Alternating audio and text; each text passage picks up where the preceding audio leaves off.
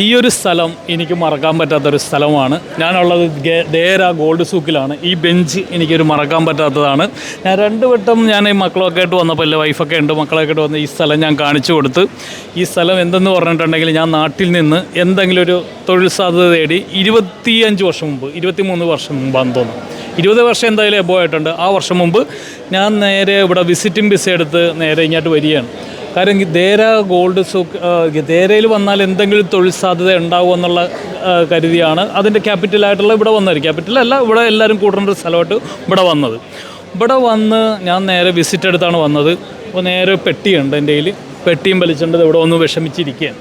ആരുമില്ല, എങ്ങോട്ട് പോകണമെന്നറിയില്ല. Bed space അവിടെ ഒരു ടെലിഫോൺ ബൂത്തുണ്ട്. ടെലിഫോൺ ഇങ്ങനെ കാർഡിട്ട് വിളിക്കുന്ന ടെലിഫോണുണ്ട്. അതിൻ്റെ പുറത്ത് റൂം ബെഡ് സ്പേസ് എന്ന് പറഞ്ഞ് എഴുതിയിരിക്കുന്നുണ്ട്. ഞാൻ കാർഡ് മേടിച്ചിട്ട് കുറേ സ്ഥലത്ത് ഞാൻ വിളിച്ച് ഇങ്ങനെ ചോദിച്ചുകൊണ്ടിരിക്കുകയാണ്. അപ്പോൾ ഹിന്ദിക്കാരൊക്കെ എനിക്ക് മനസ്സിലാകുന്നില്ല, കുറേ പേരൊക്കെ വിളിച്ചിട്ട് എനിക്ക് മനസ്സിലാകുന്നില്ല, കാര്യങ്ങളില്ലായിരുന്നു. അപ്പോൾ ഈ ഒരു സ്ഥലത്ത് ഞാനിവിടെ നിന്ന് പിന്നെ കുറേ വിളിച്ചിട്ട് എനിക്ക് അവരെ ഭാഷകളോ കാര്യങ്ങളോ ഒന്നും മനസ്സിലാകുന്നില്ലായിരുന്നു.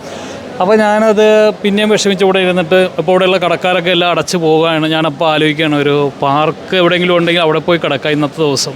ആ ചിന്തയിൽ പാർക്കിലാണെങ്കിലും കിടക്കാം എന്നുള്ള ചിന്തയിൽ ഇങ്ങനെ വിഷമിച്ചിരുന്നപ്പോഴാണ് അതൊരു പയ്യന് കട അടച്ചിട്ട് വരികയാണ്. ഒരു മലപ്പുറംകാരനാണെന്നുള്ള വിശ്വാസമാണ് അന്ന് വന്നപ്പോൾ ഞാൻ പരിചയപ്പെട്ടപ്പോൾ ഓർമ്മയില്ല. ആളോട് ഞാൻ ചോദിച്ചു, എനിക്കിവിടെ ഒരു ബെഡ് സ്പേസ് കാര്യങ്ങളോ ഉണ്ടോ, എനിക്ക് താമസിക്കാനായിട്ട് പൈസ കൊടുക്കാം, ആ ഒരു രീതിയിൽ ചോദിച്ചായിരുന്നു. അപ്പോൾ ആൾ പറഞ്ഞ് എൻ്റെ റൂമിലേക്ക് പോയി ഇന്നത്തെ ദിവസം കാണാമെന്ന് ചോദിച്ചു. ഞാൻ പറഞ്ഞു, ഇപ്പോൾ അത്രയും രാത്രിയായി. പുള്ളിക്ക് എൻ്റെ അവസ്ഥ കണ്ടിട്ട് മനസ്സിലായി, ഞാൻ ആകെ വിഷമിച്ചിരിക്കുകയാണെന്നുള്ള അവസ്ഥ കണ്ടപ്പോൾ എനിക്ക് മനസ്സിലായി. എൻ്റെ മുഖഭാവം കണ്ടപ്പോഴൊക്കെ മനസ്സിലായി ഞാൻ ആകെ ഈ ഒരു കൊലമല്ല, ചെറിയൊരു ഇതായിട്ടാണ്. ഒരു പെട്ടിയുണ്ട്, ആ എയർപോർട്ടിൻ്റെ സ്ലിപ്പ് കൊണ്ട് നേരെ ഇവിടെ വന്നിരിക്കുകയാണ്. അപ്പോൾ ആൾ പറഞ്ഞ് എൻ്റെ റൂമിലേക്ക് പോരി, ഇന്ന് ദിവസം അവിടെ താമസിക്കാം എന്ന് പറഞ്ഞു. അപ്പോൾ ആൾ എന്നെ കൂട്ടിക്കൊണ്ട് റൂമിലേക്ക് പോയി.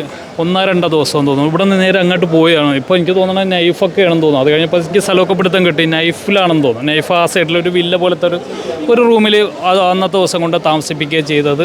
ആ കാര്യം എൻ്റെ മക്കളെയൊക്കെ ഒന്ന് കാണിച്ചു കൊടുക്കണം. ഇടയ്ക്കിടയ്ക്കൊക്കെ വരാറുണ്ട്. എൻ്റെ മക്കളെ ഞാൻ കാണിച്ചു കൊടുക്കുകയാണ്. ഈ സ്ഥലത്ത് വന്ന് വിഷമിച്ചൊക്കെ ഇരുന്നിട്ടുണ്ട്. കാര്യം എൻ്റെ ബുദ്ധിമുട്ടുകളൊക്കെ മക്കളെയും കൂടി ഒന്ന് കാണിക്കണമല്ലോ, അതിനെ ഞാൻ ഇതാക്കിയതാണ്. എന്തായാലും അൽഹംദുലില്ലാ, ദൈവത്തിന് സ്തുതി, ഇത്ര എത്തിച്ചിട്ടുണ്ട്. ഞാനപ്പോൾ ഈ കാര്യങ്ങൾ പറയായിരുന്നു.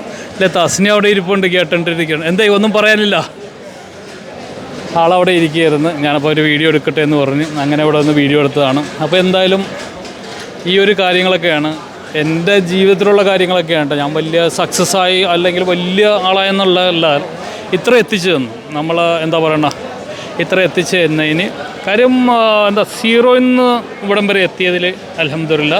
ഇതൊക്കെ പറയാനായിട്ടാണ് വന്നിരിക്കുന്ന എൻ്റെ കഥ. പിന്നൊരു ദിവസം ബാക്കിയുള്ള കഥകൾ പറയാം. Okay, by.